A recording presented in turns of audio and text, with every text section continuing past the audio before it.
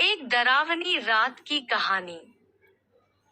यह कहानी है एक डरावनी रात की। किसी गांव में बंटी नाम का एक लड़का रहता था। वह परीक्षा देने के लिए गुजरात जा रहा था। ठंडी का दिन था। चारों तरफ से कोहरा छाया हुआ था। आमने सामने भी कोई नहीं दिख रहा था।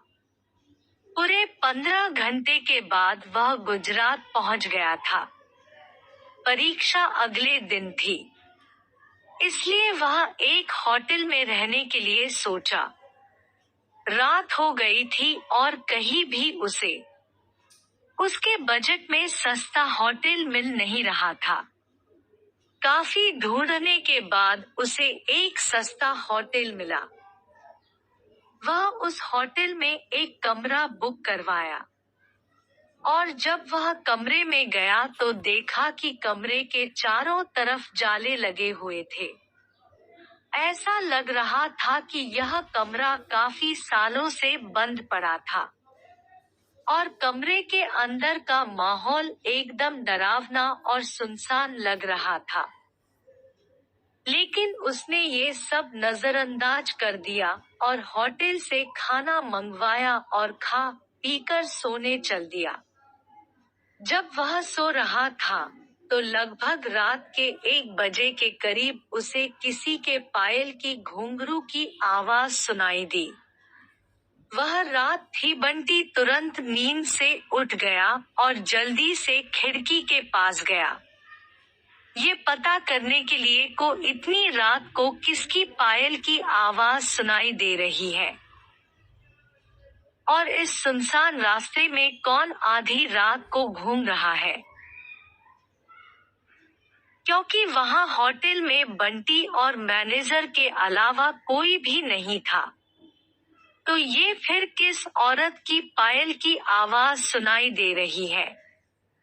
बंटी खिड़की पर काफी देर तक खड़ा रहा लेकिन उसे कोई भी नहीं दिखाई दिया। फिर उसने अपने कमरे से मैनेजर को फोन किया और उसे बताया कि मुझे इतनी रात को कब से किसी की पायल की आवाज सुनाई दे रही है। आपको भी दे रही है क्या? मैनेजर ने कहा कि सर, ऐसी कोई बात नहीं है। आपको हवा से ऐसा लग रहा होगा। वैसे भी ये जंगली इलाका है, यहाँ पर तो हल्की हवा भी तूफान के जैसी लगती है। आप सो जाइए, ऐसी कोई बात नहीं है। बंटी मैनेजर की बात पर भरोसा करके फिर से सोने चला गया। कुछ देर बाद उसे दोबारा वही पायल की आवाज पहले से भी ज्यादा तेज सुनाई देने लगी। इस बार उसने अपने कमरे का दरवाजा खोला और सीधा होटल के बाहर देखने के लिए चला गया। जब वह बाहर आया तो देखा कि एक काफी लंबी औरत है जो सफेद साड़ी पहनी हुई थी। उसके काफी लंबे बाल थे और चेहरा ढका हुआ था। वह अपने हाथ में एक नारियल लेकर के होटल के चारों तरफ चक्कर लगा रही थी। ऐसा लग रहा था कि मानो अपने पायल की आवाज से किसी को बुला रही है।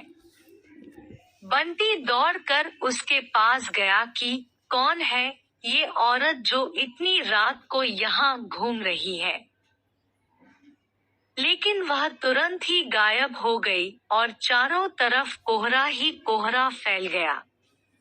बंटी भी थोड़ा घबरा गया, क्योंकि जिस औरत को वह सामने से देखा था, अब वो नहीं दिख रही थी। बंटी अपने होटल में वापस जाना चाहा लेकिन फिर उसे दोबारा पायल की आवाज सुनाई देने लगी। बंटी अब उसे ढूंढते हुए जंगल की ओर जाने लगा। चलते चलते वह अपने होटल से इतनी दूर आ गया उसे पता ही नहीं चला। फिर उसने उस घने जंगल में कुछ ऐसा देखा कि उसका दिल दहल गया।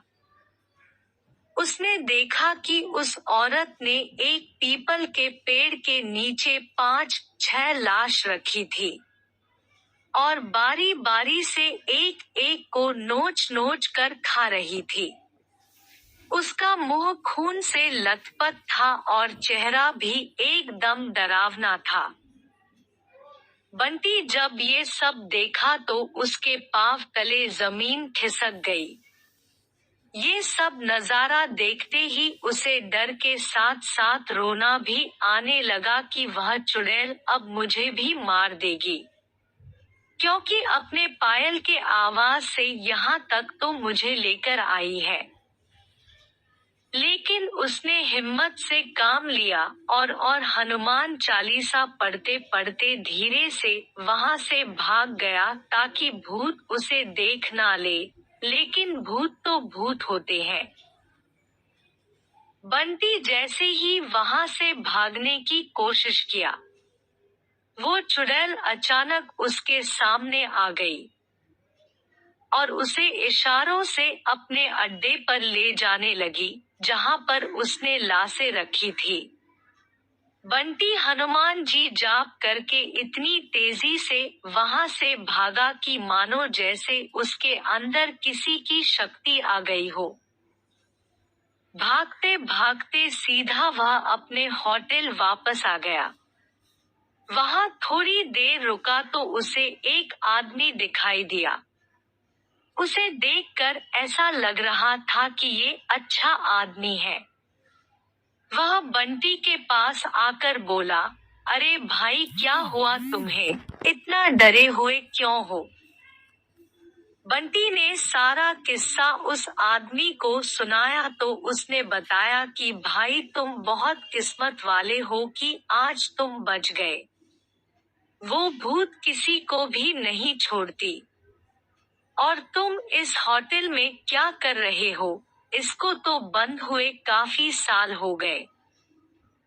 बंटी जब उस आदमी का इतना बात सुना तो उसका डर कर मारे पसीने निकले लगे। फिर वह आदमी बताने लगा कि इस होटल में बहुत साल पहले एक लड़की के साथ 4-5 लड़के उसका भयानक तरीके से रेप करके मार दिए थे। लड़की तो मर गई लेकिन किसी को भी नहीं छोड़ी, और जो भी रात के समय में इस रास्ते से गुजरता है सबको अपने कब्जे में कर लेती है और मार देती है। और कुछ दिन बाद इस होटल पर पुलिस का छापा पड़ा, तब से ये होटल बंद है। बंटी जब उस आदमी की पूरी बातें सुना तो वह बहुत जोर जोर से रोने लगा, ये सोचकर कि आज मैं मर जाता। फिर वो आदमी बंटी को चुप कराया और बोला, चलो आज रात तुम मेरे घर रह लो, मेरा घर पास में ही है। डरो मत, अब मैं आ गया हूँ ना। बंटी उस आदमी को धन्यवाद किया और उसके साथ उसके घर चला गया और अपने आप से एक वादा किया कि आज के बाद वह भूल कर भी कभी अनजान जगह पर नहीं जाऊंगा।